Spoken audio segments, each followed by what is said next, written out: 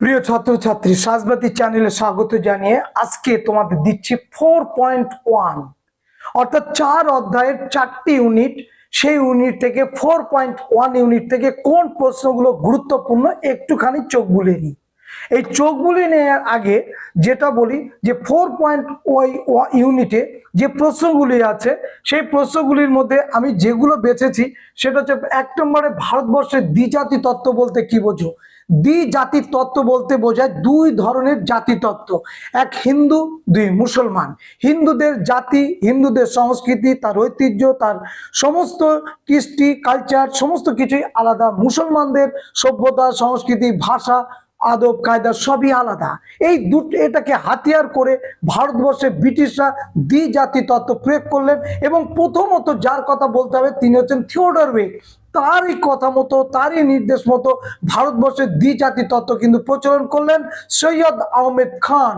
কেন দ্বিজাতি তত্ত্ব প্রয়োগ করলেন সেটা নিয়ে আমরা কিন্তু এই পয়েন্টের মধ্যে, এর উত্তরের মধ্যে আমরা পাবো যে সৈয়দ আহমেদ খান ভারতবর্ষকে হিন্দু মুসলমানকে দুটো চোখের সঙ্গে তুলনা করেছেন। সেই সৈয়দ আহমেদ খান থিওডর বেকের পরামর্শে সে ভারতবর্ষে পরবর্তীকালে বলছে না হিন্দুদের স্বার্থ আলাদা, মুসলমানদের স্বার্থ আলাদা, হিন্দুদের সংস্কৃতি আলাদা, মুসলমানদের সংস্কৃতি আলাদা, শুধু আলাদা আলাদা স্বতন্ত্র জাতি, এদের এক স্বার্থ হতেই পারে না, লক্ষ্য উদ্দেশ্য হতেই পারে না এক। এটাকে সামনে রেখে তিনি দ্বিজাতি তত্ত্বের প্রয়োগ ঘটালেন ভারতবর্ষে। এই প্রশ্নটা আমি রেখেছি প্রথমত। দ্বিতীয়ত দেখো সিমলা বৈঠক। সিমলা বৈঠকও মুসলিম নেতাদের নেতৃত্বেই হবে। আগা খান নেতৃত্বে সিমলা থেকে ডেপুটেশন দিয়ে আসবে এবং 21 দফা দাবি করে আসবে। সেইখানে সমস্তটাই মুসলমানদের স্বার্থ লক্ষ্যের দিকে রেখেই সেই ডেপুটেশনের শর্তগুলো রাখা হয়েছিল।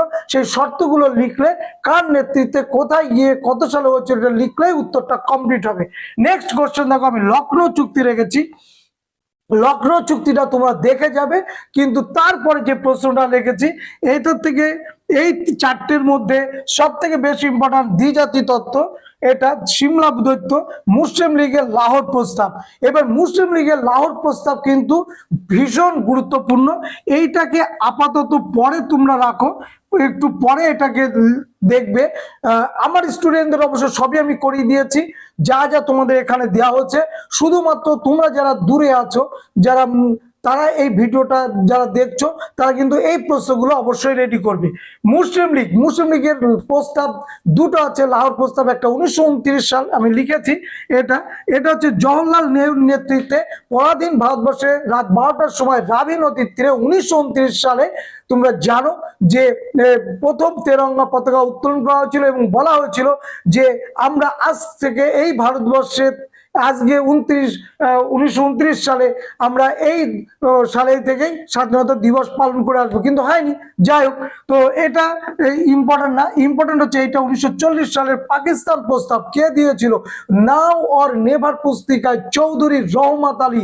যে চৌধুরী রহমত আলী পাকিস্তান শব্দটি প্রথম ব্যবহার করেছিলেন, প্রত্যেকটা অক্ষর দিয়ে দিয়ে তিনি পাকিস্তান নামক একটা রাষ্ট্র সৃষ্টির কথা বললেন। নাও অর নেভার এই পুস্তিকায় প্রথমে পাকিস্তান, পাঞ্জাব, আফগানিস্তান, কাশ্মীর প্রত্যেকটা অক্ষর দিয়ে দিয়ে একটা করে তিনি সাজিয়ে সুন্দরভাবে পাকিস্তান প্রস্তাব করেছিলেন। সেই পাকিস্তান প্রস্তাবটা আসবে লাহোর প্রস্তাব বা পাকিস্তান প্রস্তাব। এই প্রশ্নটাও কিন্তু আমরা এখানে রেখেছি, কারণ মুসলমান এবং হিন্দু যাদের সমস্ত কিছুই আলাদা, তাদের জন্য আলাদা রাষ্ট্র, এটাই ছিল মূল উদ্দেশ্য। পাকিস্তান প্রস্তাব বা লাহোর প্রস্তাবের মূল উদ্দেশ্য কিন্তু আলাদা রাষ্ট্র তৈরি করা ভারতবর্ষে মুসলিমদের জন্য। নেক্সট আমি রেখেছি 4 নম্বরের প্রশ্ন। দেখো 4 নম্বরের প্রশ্নে আমি দুটো রেখেছি। একটা হচ্ছে হিন্দু মহাসভা কবে কে প্রতিষ্ঠা করেছে, উদ্দেশ্য কি। হিন্দু এবং মুসলিম লীগ প্রতিষ্ঠা হবে 1906 সালে, আর হিন্দু মহাসভা প্রতিষ্ঠা হবে না, হিন্দুদের সংগঠন প্রতিষ্ঠা হবে না এই ভারতবর্ষে। এই তাই হতে পারে কখনো? হতেই পারে না, হয়নি। তাহলে 1906 সালে যেমন মুসলিম লীগ প্রতিষ্ঠা হচ্ছে, তেমনি ভারতবর্ষে হিন্দু মহাসভা কিন্তু আমরা প্রতিষ্ঠা দেখব। সেই হিন্দু মহাসভার প্রতিষ্ঠার উদ্দেশ্য কি ছিল, লক্ষ্য কি ছিল, সেটা কিন্তু এই প্রশ্নে লিখতে হবে। নেক্সট হচ্ছে সাম্প্রদায়িক বাটোয়ারা নীতি, ভীষণ ইম্পর্টেন্ট প্রশ্ন। 1932 সালে ব্রিটিশ প্রধানমন্ত্রী র্যামসে ম্যাকডোনাল্ড প্রথম সাম্প্রদায়িক বাটোয়ারা নীতি ঘোষণা করেছিলেন। কারণ হচ্ছে ভারতবর্ষের যত সম্প্রদায়গত বিভাজন আমি তৈরি করতে পারবো ততই আমাদের লাভ। একতা আসবে না, অখণ্ডতা তৈরি হবে না, জাতীয়তাবোধ গড়ে উঠবে না, দেশপ্রেম গড়ে উঠবে না। নিজেদের মধ্যে কামড়া কামড়ি যদি লেগে থাকে, নিজেদের মধ্যে যদি সম্প্রদায়গত দ্বন্দ্ব লেগে থাকে, এই ভারতবর্ষ কোনোদিনও স্বাধীনতার মুখ দেখবে না। এটাই ছিল তাদের স্ট্র্যাটেজি। সেই স্ট্র্যাটেজিকে সামনে রেখেই সাম্প্রদায়িক বাটোয়ারা নীতি ঘোষণা করেছিলেন ব্রিটিশ প্রধানমন্ত্রী র্যামসে ম্যাকডোনাল্ড 1932 সালে। আবার ওই 1932 সালে এরই পরিপ্রেক্ষিতে গান্ধীজি তিনি অনশন শুরু করে দেবেন জারবেদা জেলে। আইন অমান্য আন্দোলনকালে তিনি গ্রেপ্তার হয়েছিলেন। তিনি শোনা মাত্রই তিনি অনশন শুরু করবেন এবং তিনি বলছেন যত সময় না এই সাম্প্রদায়িক বাটোয়ারা নীতি বিহিত ঘটছে তত সময় তিনি অনশন তুলবেন না। অবশেষে তার কাছে ছুটে গিয়েছিলেন অনুন্নত সম্প্রদায়ের নেতা ডক্টর বি.আর. আম্বেদকর এবং সেখানে সিদ্ধান্ত হয়েছিল হিন্দুদের, উচ্চ শ্রেণীর হিন্দুদের সঙ্গে নিম্ন শ্রেণীর হিন্দুরা যৌথভাবেই নির্বাচনে লড়বে, কিন্তু নিম্ন শ্রেণীদের কিন্তু আসন সংখ্যা দ্বিগুণ করতে হবে। এবং অবশেষে এই চুক্তিতে রাজি হয়ে গেলেন গান্ধীজি এবং 1932 সালে তার সঙ্গে যে চুক্তি হলো সেটা হচ্ছে পুনা চুক্তি, এটাও কিন্তু করবে। নেক্সট দেখো রেখেছি 8 নম্বরে দুটো প্রশ্ন রেখেছি। 4.1 থেকে 8 নম্বরের জন্য দুটো প্রশ্ন রেখেছি। এক, আলিগড় আন্দোলন কি, সৈয়দ আহমেদের ভূমিকা কি। আলিগড় আন্দোলন বলে প্রথমে পয়েন্ট করবে, পয়েন্ট করেই আলিগড় আন্দোলন সম্পর্কে লিখে দেবে। ছোট অল্প কথার মধ্যে আলিগড় আন্দোলনটা কি, কাকে কেন্দ্র করে, কত সালে কিভাবে তৈরি হয়েছিল। সৈয়দ আহমেদ খানের নেতৃত্বে উত্তরপ্রদেশে আলিগড় স্কুল বা কলেজকে কেন্দ্র করে আলিগড় আন্দোলন সূত্রপাত করেছিল। এগুলো সব লিখবে এই আলিগড় আন্দোলনের মধ্যে। নেক্সট হচ্ছে এখানে কিন্তু আর কোনো পয়েন্ট হবে না, শুধু পয়েন্ট হবে আলিগড় আন্দোলন, তারপরেই 8-10টা লাইনে তোমরা এটা কমপ্লিট করবে। তারপরে দেখো যে প্রশ্নটা সব থেকে বেশি লিখতে হবে সৈয়দ আহমেদ খানের ভূমিকা লিখবে। সৈয়দ আহমেদ খানের ভূমিকা কিভাবে লিখবে, যেমন ভারতবর্ষের নবজনের অগ্রদূত বলা হয় রাজা রামমোহন রায়কে, মুসলিম সমাজের মধ্যে নবজনের অগ্রদূতের প্রতীক বলা হয় সৈয়দ আহমেদ খানকে। কারণ প্রথম আওয়াজ তুলেছিলেন যিনি সমাজ সংস্কার, তালাক প্রথার বিরুদ্ধে, বাল্য বিবাহ প্রথার বিরুদ্ধে, বহু বিবাহ প্রথা, সৈয়দ আহমেদ খান। সমাজ সংস্কারের তার দৃষ্টিভঙ্গি কি ছিল সেটা লিখবে। শিক্ষা সংস্কারের সৈয়দ আহমেদ খানের ভূমিকা কি ছিল সেটা লিখবে। অর্থনৈতিক দৃষ্টিকোণ থেকে তার কি ভূমিকা ছিল সেটা লিখবে।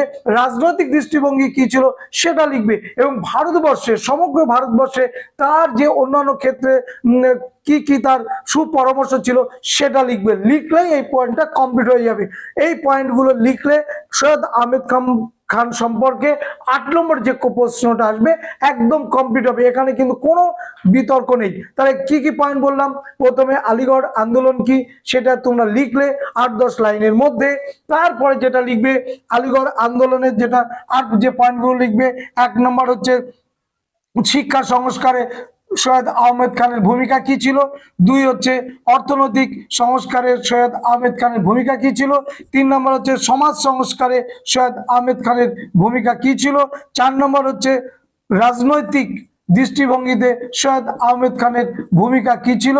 এবং তার পরবর্তীকালে 5 নম্বর পয়েন্ট লিখবে সৈয়দ আহমেদ খানের অন্যান্য সংস্কার বলে একটা পয়েন্ট করবে। সেই সংস্কারে তোমরা লিখে দেবে যে উনি বিভিন্ন সময় বিভিন্ন প্রতিষ্ঠান তৈরি করেছিলেন, বিভিন্ন সময় বিভিন্ন প্রতিষ্ঠান তৈরি করেছিলেন, অনেকগুলো প্রতিষ্ঠান তিনি তৈরি করেছিলেন। সেই প্রতিষ্ঠানগুলো সাল ধরে ধরে যদি পারো একটু লিখে আসলে, আর সাল না পেলে কি কি প্রতিষ্ঠানের সঙ্গে তিনি জড়িত ছিলেন, কেন তৈরি করেছিলেন, সেই প্রতিষ্ঠানগুলোর নাম একটু লিখে আসবে। লিখে আসলে কমপ্লিট। তারপরে তুই কংগ্রেস সম্পর্কে তার মতামত কি ছিল বা দৃষ্টিভঙ্গি ছিল, কংগ্রেস প্রতিষ্ঠান থেকে মুসলমানদের কেন তিনি আলাদা রাখতে চেয়েছিলেন সেটাটা লিখবে। তারপরে হচ্ছে আলিগড় আন্দোলনের নেতৃত্ব আর কারা কারা ছিল সৈয়দ আহমেদ খান বাদে সেটা একটু লিখবে। লিখে তারপর এখানে উপসংহার বা একদম তোমার নিজের যে কথা সেই কথাটা একটু লিখে আসবে, তাহলে উত্তরটা কমপ্লিট হবে। এই হচ্ছে আলিগড় আন্দোলন এবং সৈয়দ আহমেদ খানের ভূমিকা। এটা কিন্তু অবশ্যই করবে। এই প্রশ্নটা কিন্তু 8 নম্বরের জন্য ভীষণ ভীষণ ইম্পর্টেন্ট, এটা করবে। নেক্সট হচ্ছে মুসলিম লীগ প্রতিষ্ঠার পটভূমি কি ছিল। মুসলিম লীগ প্রতিষ্ঠার পটভূমি কি সবাই অলরেডি পড়ে ফেলেছো, জলের মতো পরিষ্কার যে ভারতবর্ষে আলাদা পাকিস্তান রাষ্ট্রের সৃষ্টি হচ্ছে মুসলিম লীগের এক এবং অদ্বিতীয় কর্মসূচি। এবং সেইখানে তারা কি কি প্রস্তাব দিয়েছে এবং তাদের কথাগুলো কি ছিল সেইগুলো একটু ব্যাখ্যা করে লিখে আসলেই মুসলিম লীগ প্রতিষ্ঠার পটভূমিটা কমপ্লিট হবে। অর্থাৎ মুসলিম লীগ কেন প্রতিষ্ঠা হবে, কি কারণের জন্য প্রতিষ্ঠা হবে, কি তাদের স্বার্থ ছিল বা উদ্দেশ্য ছিল, এইগুলো লিখে আসলেই কিন্তু উত্তর কমপ্লিট হবে। তাহলে আজকের ভিডিও এই পর্যন্ত, দেখা হবে নেক্সট ভিডিওতে। সমস্ত অধ্যায়ের ধরে ধরে তোমাদের সামনে গুরুত্বপূর্ণ যে প্রশ্নগুলো পরীক্ষার মুহূর্তে আমি নিয়ে আসছি সেইগুলো একটু দেখে রাখবে। সবাইকে ধন্যবাদ।